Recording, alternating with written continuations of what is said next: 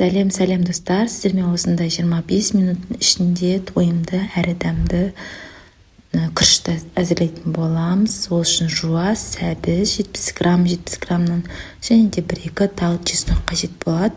Оның барлығын ұнтатқышын пайдалана отырып 5-ші жылдамдықты таңдап ұнтатып аламыз да үстіне 900 грамм су құямыз. Осылардың барлығын рет-ретімен айтып отырады, жасаймыз.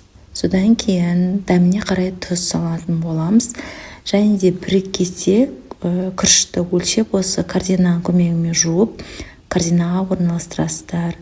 Кейін корзинаны қойып, үстіне варома режиміне әзірлеп, яғни филемізді алдын ала маринадталған қоямыз да, не саламыз. Және де үйде қандай овощтар бар, менде сәбіз, помидор, перец болды. Солардың барлығын үстіңгі 2-ші корзинаға орналастырып, варома режимін 25 минутқа 2-ші жылдамдыққа қойып алдым.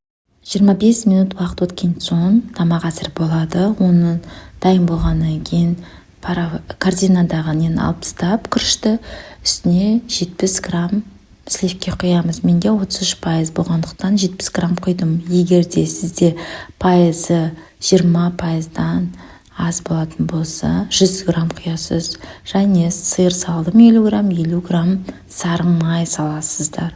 Осылардың барлығын 8-ші скоростьпен 1-5 минут айналдырып алсаңыздар болады. Әдемілеп дастарханға қойып ұсынсаңыздар болады. Ас болсын, сорпасын да өзінде былай ішуге болады. Өте дәмді, тойымды болып шықты. Айтуға ұмытып кеттім, крахмал қосасыздар. Крахмал, яғни күріштен тұратын болған соң 2 қасық күріш қосылды. Осы жерде ескере кетерсіздер. Тамақ дайын болды, өте тойымды, дәмді болып шықты. Ас болсын, сіздер де осылай термомиксті қолдана отырып жасап көріңіздер. Және де менде паштеттің рецепті каналда бар, соны көріп қайталап жасасаңыздар болады. Каналға тіркеліп, лайк басып, комментарий қалдырыңыздар. Сіздермен болған Мөлдір, рахмет.